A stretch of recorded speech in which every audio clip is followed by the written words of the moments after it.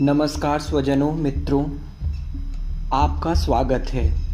आज के व्याख्यान का विषय है परम ब्रह्म तथा उसका प्रतिमा स्वरूप। मैं इस व्याख्यान की शुरुआत तंत्रोक्त रात्रि सूक्तम के योग निद्रा स्तुति से कर रहा हूँ। त्वमेव संध्या सावित्री त्वम देवी जननी परा, त्वयि ध्यायते विश्वम, त्वयि सृज्यते जगत्, त्वयि पाल्यते देवी, त्वमत्स्यन्ते च सर्वदा। विसृष्टो सृष्टिरूपां त्वां स्थितिरूपा च पालने, तथा संहृति रूपान्ते जगतोऽस्य जगन्मये। इस श्लोक में सर्वशक्तिमान तथा परमा प्रकृति, जिससे इस पूरे ब्रह्मांड की उत्पत्ति, स्थिति तथा संहार निर्भर है, उसकी स्तुति की गई है, उसकी वंदना की गई है। जो आधार है पूरे ब्रह्मांड का, वह सार्वभौम सत्ता है, परम सत्य तथा संपूर्ण है और इस शक्ति के अलावा कोई और नहीं है। इसी ऊर्जा से संपूर्ण चराचर जगत की सृष्टि तथा पालन है तथा अंत में इसी में विलीन होना निश्चित है। भारतीय वेदांत दर्शन इस सार्वभौम शक्ति को ब्रह्म कहता है, जो निराकार है, अर्थात एक प्रकाश पुंज मात्र है। वह न पुरुष है न नारी, एक अदृश्य शक्ति जो भौतिक जगत के रूप में हमारे समक्ष है तथा चेतना के माध्यम से हमारे आत्मसात भी है। भौतिक जगत प्रकृति है तथा उससे निहित चेतना पुरुष है। पुरुष तथा प्रकृति ब्रह्म के ही दो भिन्न पक्ष हैं। ब्रह्म एक निर्दिष्ट नियमबद्ध आचरण से इस ब्रह्मांड का संचालन नियंत्रण करते हैं। युगों युगों से एक ही नियम के अंतर्गत यह सृष्टि चल रही है। इस नियंत्रण प्रणाली में मानव अगर हस्तक्षेप करने की कोशिश करता है तो उसे असफलता ही हाथ लगती है। आज के संदर्भ में आप देखें तो पूरा विश्व कोविड-19 नामक महामारी से जूझ रहा है। इतने बड़े संसार में क्या किसी भी एक प्राणी को पता है इस बीमारी का उपचार? क्या मानव इस महामारी पर विजय प्राप्त कर पाएगा? इस दानव स्वरूप महामारी को क्या कोई दमन कर पाएगा? इसका उत्तर ना ही किसी राजा के पास है, ना ही किसी रंग के पास। विश्व का हर एक मनुष्य अपने इष्ट के आगे निर्भर दुर्बल खड़ा है। यह सिद्ध हो गया कि जहां विज्ञान थक हार कर बैठता है, वहीं से उस अदृश्य परमा प्रकृति परम शक्ति की असीमित सीमा प्रारंभ होती है। वह अपने अस्तित्व का परिचय स्थान काल के अनुसार दे देता है। वह युगों युगों से अपने होने का परिचय दे देता है। कितना भी मानव आधुनिक हो जाए, पर प्रकृति और पुरुष में कोई परिवर्तन नहीं होता है। वह चिरंतन सत्य है। पाश्चात्य दर्शन शास्त्री प्लाटो ने सही कहा है कि परम सत्य तो ईश्वर है और वह ब्रह्मांड के कण कण में व्याप्त है।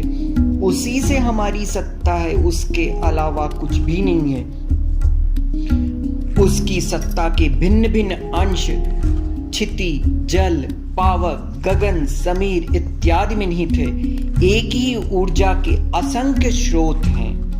इसलिए पुराणों में कहा गया है, सृष्टि स्थिति संहार गुणत्रय समन्विता, अर्थात उसके क्रियाशीलता के 3 आयाम हैं: सृष्टि करना, पालन करना तथा अंत में पुनर्निर्माण के लिए संहार करके पुनः प्रकृति का निर्माण करना।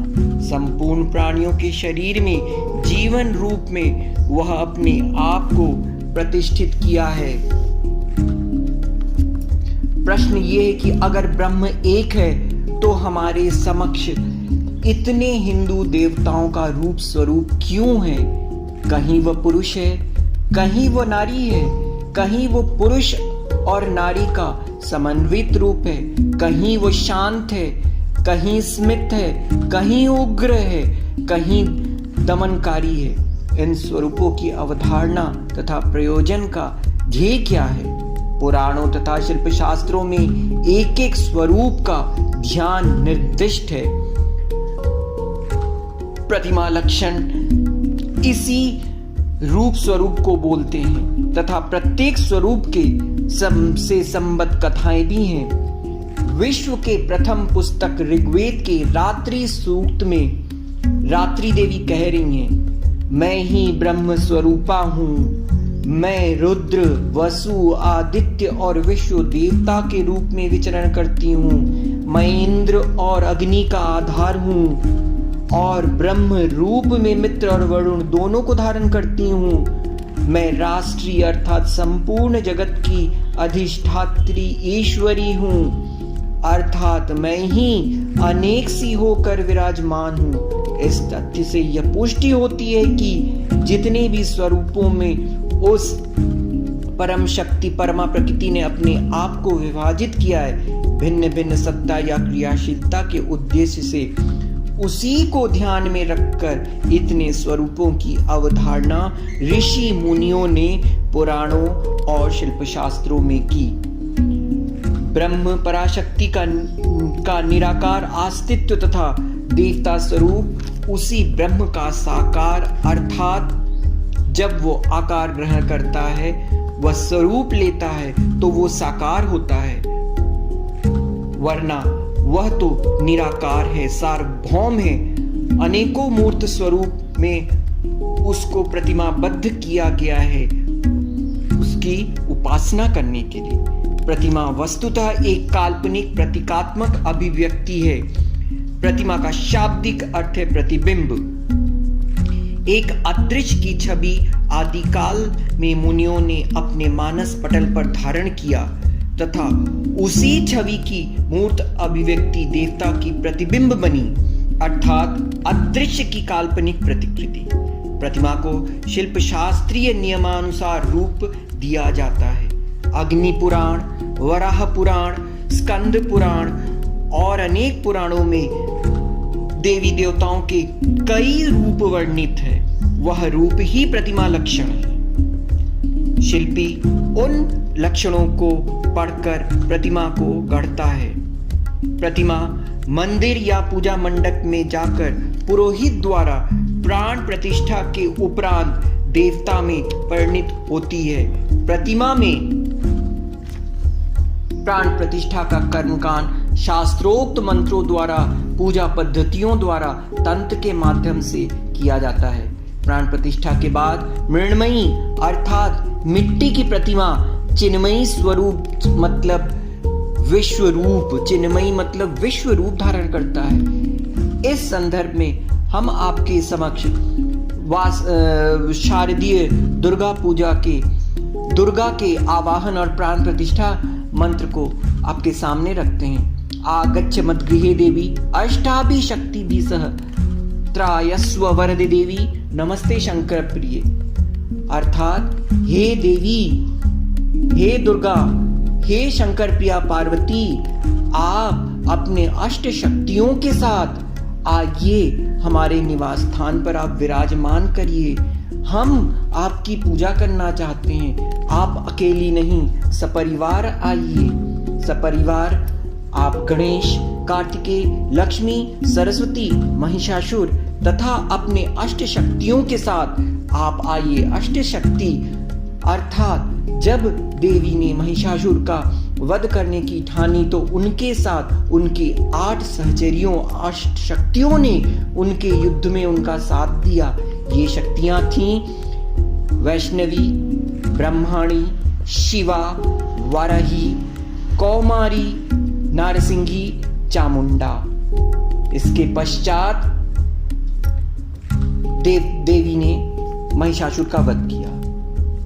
वापस आते हैं हम फिर पूजा पद्धति या प्राण प्रतिष्ठा के संदर्भ में। इसके पश्चात देवता के प्राण या जीव को स्थित किया जाता है, अर्थात प्राण प्रतिष्ठा के उपरांत पूजा प्रारंभ होती है। बिना प्राण प्रतिष्ठा के न पूजा प्रारंभ हो सकती है, न यज्ञ न हवन संपन्न हो सकते हैं। अगर प्रतिमा चल अर्थात मिट्टी, चल मतलब जो विसर्जित होती है, अगर मिट्टी की बनी है तो उसका विसर्जन भी अनिवार्य है। विसर्जन का मतलब सिर्फ प्रतिमा को गंगा या किसी जलाशय में विसर्जित कर देना नहीं। जिस तरह से हम देवता का आवाहन करते हैं उसी तरह से हम पूजा के उपरांत देवता को हम उनके निवास स्थान की ओर जाने के लिए विनती करते हैं, अर्थात प्रतिमा में स्थित देवता के प्राण तथा जीव को उनके आवास में प्रस्थान करने की विनम्र निवेदन करते हैं। पुनः हम आपको विजयादशमी के दिन जब दुर्गा प्रतिमा का विसर्जन होता है उस मंत्र को हम आपके सामने पढ़ रहे हैं। गच्छ गच्छ परस्थान यत्र देव महेश्वर संवत्सर व्यतीतेषु पुनराय गमनाय च। अर्थात गच्छ गच्छ परस्थान यत्र देव महेश्वर, हे देवी आपका निवास स्थान कहाँ है? जहाँ महेश्वर है, अर्थात आपका निवास स्थान कैलाश है। आप पुनः अपने निवास स्थान की ओर अग्रसर करें देवी। क्यों? क्योंकि दशमी तिथि आ गई है, पूजा समाप्त हो चुकी है। हम आपको अब यहाँ पे इस पृथ्वी पर नहीं रख सकते। वस्तुतः फलस्वरूप आपको अपने निवास स्थान की ओर वापस जाना है। हम आपको आपके वापस जाने के लिए आपके सामने हाथ जोड़कर विनम्र निवेदन कर रहे हैं। आप जिस तरह से सपरिवार गणेश, लक्ष्मी, सरस्वती, कार्तिकेय, महिषासुर के साथ आई थी, उसी तरह से आप अपने सारे परिवार, पूरे परिवार के साथ पुनः आप कैलाश की ओर जाएं। हे देवी, मैंने अपने सीमा में मेरे पास जितना था मैंने आपकी पूजा की। आप मेरे दोषों को न लें देवी। आपसे मेरा प्रेम है। आप मेरी माँ हैं। अगर कोई त्रुटि हुई है तो उसको आप माफ करें। और अगले साल संवत्सर व्यतीतेषु पुनराय गमनाय च, अर्थात देवी आप पुनः इस साल के बाद जो अगला नवरात्र शरद काल या अगला जो नवरात्र आएगा मैं आपका पुनः आवाहन करूंगा। आप पुनः कैलाश से मेरे घर आए, मेरे घर प्रस्थान आकर आप स्थापित हों और मेरी पूजा को आप ग्रहण करें। इस प्रकार हम देखते हैं कि एक जो प्रतिमा है वो क्या है, वो प्राण प्रतिष्ठा के बाद उस ब्रह्म का स्वरूप लेती है। ब्रह्म ने जिस प्रकार अपने आप को इतनी जगह विभाजित किया है, उसी को ध्यान में रखते हुए ऋषि मुनियों ने तरह तरह के देवी देवताओं की अवधारणा की और उनके प्रतिमा लक्षणों को शिल्प शास्त्रों में वर्णित किया। शिल्प शास्त्र मतलब जिसको देख के शिल्पी प्रतिमाओं को गढ़ता है। नमस्कार मित्रों।